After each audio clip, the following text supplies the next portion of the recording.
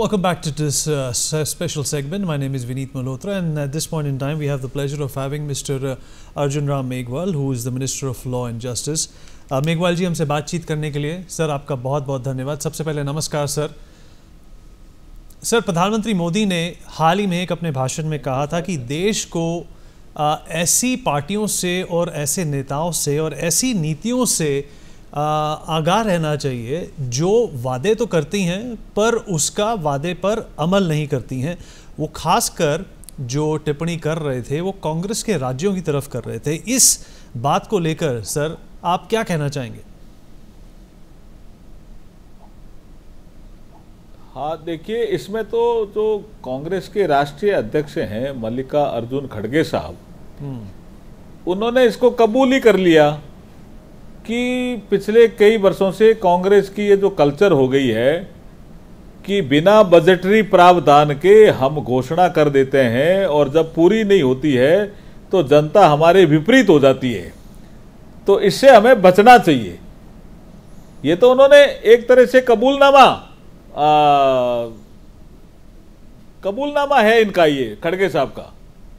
और हम जो भारतीय जनता पार्टी के जो हमारे काम करने का तरीका है वो हम पहले से ही, जैसे मैं राजस्थान में जो हमारी अभी 2023 में चुनाव हुए थे तो मैं संकल्प पत्र समिति का संयोजक था।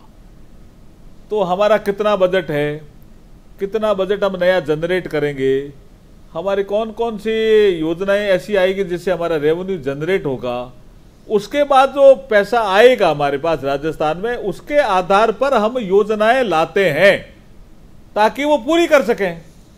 और कांग्रेस की कल्चर ये हो गई कि हम भ्रम फैलाएं, झूठ फैलाएं और कोई योजना ले आए और जनता एक बार भ्रम में आ जाती है। जैसे राजस्थान में 2018 में उन्होंने यही कहा कि 1 2 3 4 5 6 7 8 9 10 गिनो, कांग्रेस का संपूर्ण कर्जा माफ। और किसानों ने समझ लिया कर्जा माफ हो गया।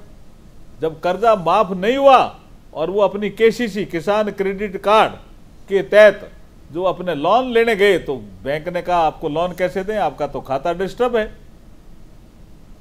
और उसके बाद जब जमीनें बिकने लग गई तब जाकर के आंदोलन हुआ बड़ा राजस्थान में और रिवर्स गियर में गया मामला और जनता ने कांग्रेस को इस बार चुनाव में हरा दिया राजस्थान में और भारतीय जनता पार्टी को जिता दिया। भाई, ये कांग्रेस वाले तो झूठे वादे करते हैं।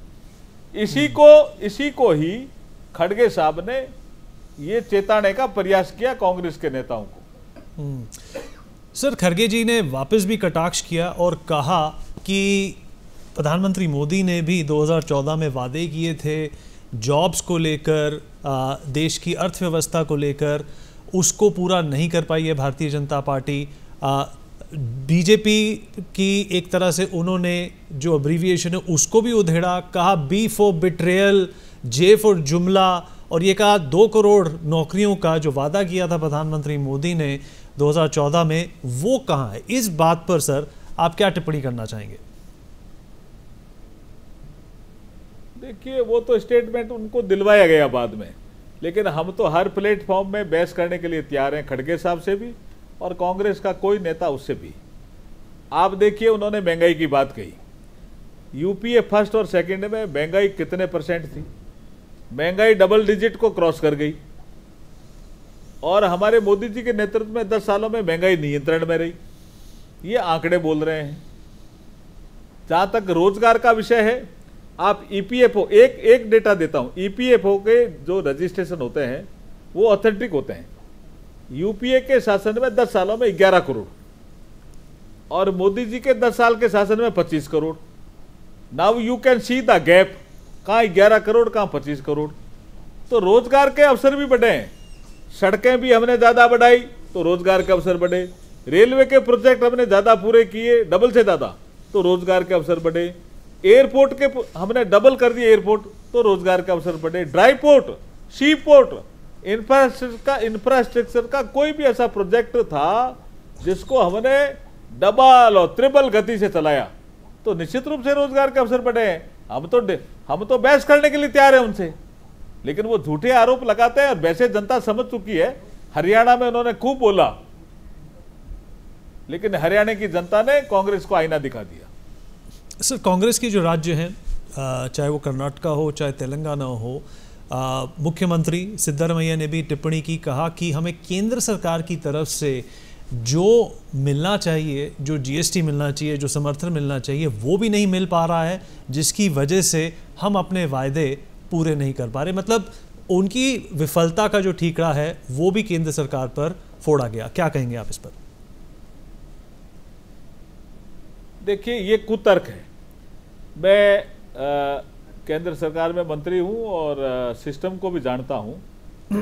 मोदी जी ने पिछले 10 सालों में राज्यों को पैसा देने में कोई भेदभाव नहीं किया। अब इसमें व्यवस्था क्या होती है, एक बार पैसा दिया राज्य को और यूटिलाइजेशन सर्टिफिकेट नहीं आया। क्यों नहीं आया? क्योंकि कांग्रेस रूल्ड शासन में उन्होंने पैसे का डाइवर्जन कर दिया। जैसे कर्नाटका में वाल्मीकि समाज के लिए जो पैसा था निर्धारित, उसको ये इनकी फ्री बीज की योजनाएं जी या जो झूठी गारंटी, इनको पूरा करने में वाल्मीकि समाज के लिए जो पैसा रखा हुआ था उनका डाइवर्जन कर दिया। तो डाइवर्जन कर दिया तो ये यूसी नहीं दे पाएंगे, यूसी नहीं दे पाएंगे तो नई किस्त नहीं आएगी। ये समस्या है, उसको समझना चाहिए। अदरवाइज मोदी जी के नेतृत्व में कोई भी राज्य हो, चाहे बीजेपी रूल्ड हो चाहे कांग्रेस रूल्ड हो, पैसा देने में कोई भेदभाव नहीं किया जाता है। ये डेटा बोल रहे हैं, आंकड़े बोल रहे हैं। सर, आखिरी सवाल, मैं जानता हूं आपके पास वक्त की किल्लत है, क्या ये एक पहलू जो है, क्या एक राजनीति का अध्याय भी बन सकता है कि उतना ही प्रॉमिस कीजिए जितना आप डिलीवर कर सकते हैं?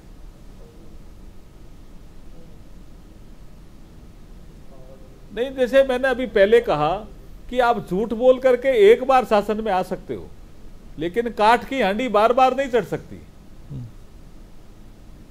और खड़गे जी ने यही कांग्रेस को चेताया और ये कहा कि योजना बनाते समय बजटरी प्रावधान है कि नहीं है, ये नहीं देखोगे तो जनता हमारे विरोध में आ जाएगी। यही बात थी, लेकिन उसको कांग्रेस पार्टी के लोग समझ नहीं रहे हैं और उल्टा भारतीय जनता पार्टी को कोसने के लिए लग गए।